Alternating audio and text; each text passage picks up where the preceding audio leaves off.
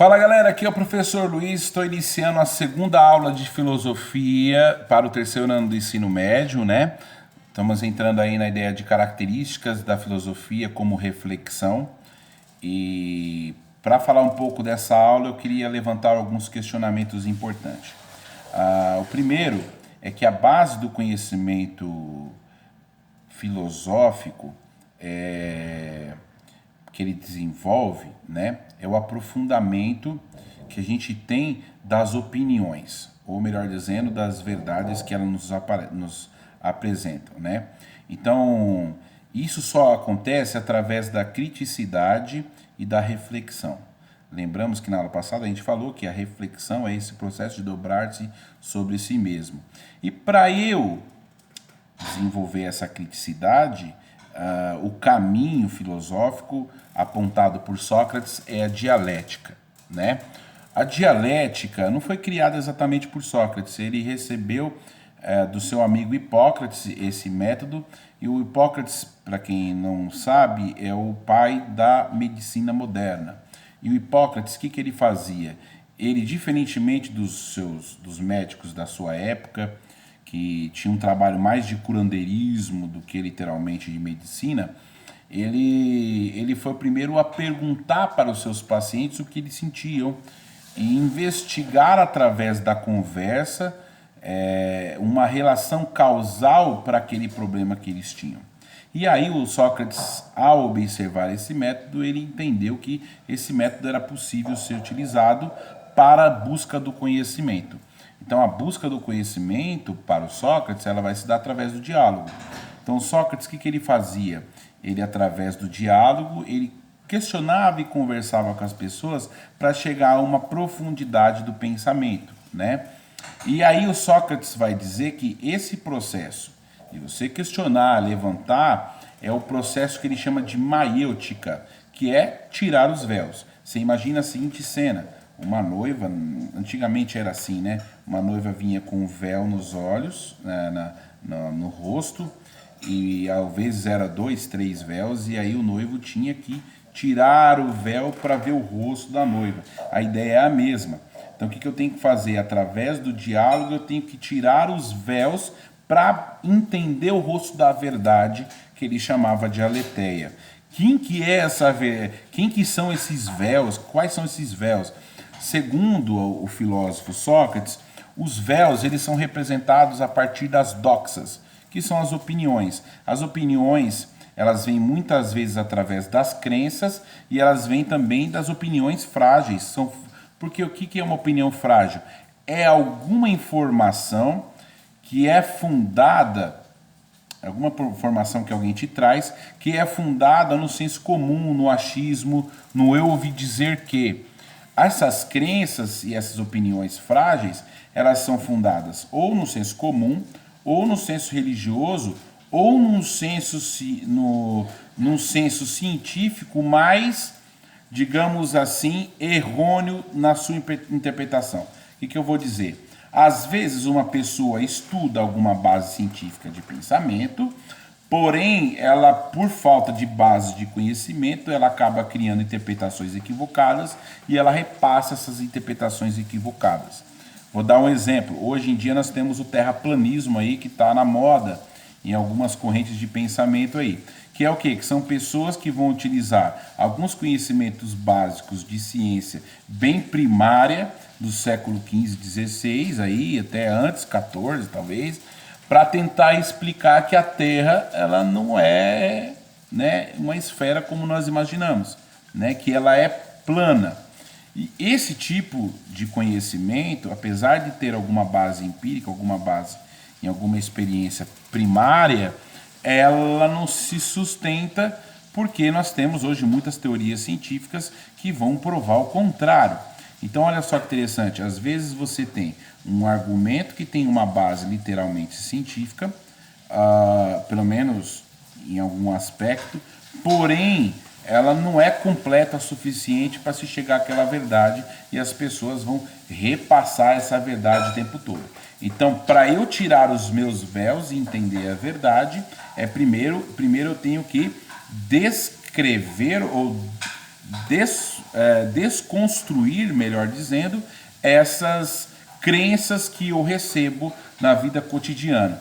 Para isso, então, o primeiro passo é questionar essas bases, né? Ao questionar essas bases, através do diálogo mesmo, eu vou tentar chegar à origem do porquê dessas opiniões que se apresentam. E muitas vezes, a partir do momento que eu chego a essa origem, eu vou compreender a referência a qual essas opiniões elas se apresentam. E aí, quando eu estou nesse segundo passo, que é compreender as referências, eu vou conseguir, de certa forma, entender o tal do argumento por autoridade. O que é o argumento por autoridade? Eu vou saber se essa base ela tem um argumento coerente com uma forma científica, lembrando que a forma científica que eu estou apontando para vocês aqui é um meio acadêmico, tá? Eu posso, por exemplo, ter uma visão teológica de mundo, que era parte do senso religioso. Entretanto, porém, todavia, essa base teológica ela tem um fundamento racional, e esse fundamento racional acadêmico vai me dar um argumento de autoridade adequado, né? Em outras palavras, então todos os conhecimentos que o ser humano produz, ele tem base muitos de forma acadêmica e racional. O que nós precisamos saber é se aquele interlocutor que aprendeu, ele aprendeu corretamente ou não. Então, muitas vezes é importante eu entender qual foi a base que esse sujeito usou. E ao saber, é claro que isso é um trabalho que exige muito esforço do sujeito e muita boa vontade, porque o que acontece? Quando começa a ficar difícil o questionamento, o primeiro passo das pessoas é se afastar dessa visão de mundo. Ó, eu me afasto porque eu não consigo, eu não tenho capacidade. E muito pelo contrário, todo mundo tem a capacidade de desenvolver o raciocínio crítico. Todo mundo tem essa capacidade, até porque isso é natural do ser humano. Mas a gente precisa fazer um esforço, um exame que é repetitivo e muitas vezes doloroso.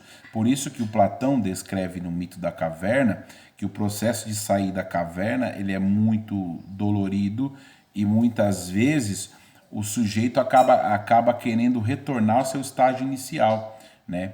Então é importante que a gente, para compor as nossas opiniões, a gente questione as bases, entenda as origens, entenda as referências, comece a entender o que é esses argumentos por autoridade, ou seja, as verdades acadêmicas que estão por trás disso, para aí eu confrontar as minhas opiniões que eu tenho, para entender, olha, é isso.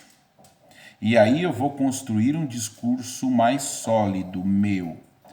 Mas é importante lembrar a frase do Sócrates, sei que nada sei, ou seja, a gente precisa ter clareza de que o fato de eu construir um discurso mais sólido, porque eu entendi melhor a profundidade das discussões, não significa que ele é dogmático. Ou seja, não é uma verdade absoluta que eu tenho que passar por aí passando para todo mundo.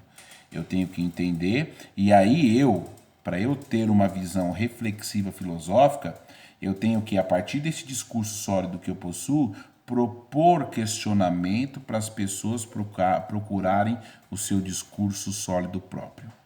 Então, eu como professor de filosofia, eu não tenho que discutir se alguém é ateu, eu não tenho que discutir se alguém tem alguma visão religiosa específica. Essa não é a função. A minha função é fazer a pessoa refletir melhor sobre a condição no qual ele aprendeu as verdades que ele tem. E aí ele vai poder construir melhor aquilo que ele acredita. Pode ser que no decorrer do caminho ele passe a desacreditar, mas é importante esse processo de discussão, né? Hoje eu tenho uma compreensão melhor da realidade do mundo, porque eu procuro sempre estar discutindo essas bases que vão dar base para o meu questionamento. Então, olha só, buscar a verdade é muito mais do que simplesmente eu só ouvir o outro dizer alguma coisa ou eu ler alguma coisa sobre algo. Eu tenho que ir além, refletir, redobrar sobre si mesmo para eu poder começar a tirar esses véus das crenças para eu chegar a essa verdade absoluta. Então, uma das características do discurso reflexivo filosófico é você fazer essa busca constante. E isso atrapalha e isso incomoda as pessoas que querem dominar os outros. Hoje a gente sabe que existem correntes de pensamento e, ao mesmo tempo, pessoas que gostam de dominar outras para ele poder manter-se no poder. E muitas vezes nós precisamos desfazer determinadas crenças que nós temos para fazer esse questionamento e não deixar se dominar pelo outro. É por isso que a filosofia incomoda muito as bases políticas que querem atrapalhar a educação, que querem tirar a filosofia do currículo, que querem fazer com que as pessoas achem que filosofia é algo difícil, que não é acessível a elas. Nós precisamos, de certa maneira, ter uma visão de mundo no qual nós consigamos aprofundar o nosso questionamento, a nossa forma de entender o mundo, para que a gente não passe a ser enganado por pessoas que têm um pouquinho mais de compreensão da realidade do que nós. Espero que vocês tenham curtido essa aula, né? Dá um joinha aí se você curtiu, toque no sininho e se inscreve no canal para a gente acompanhar as próximas aulas da semana que vem. Vejo vocês no futuro. Até mais.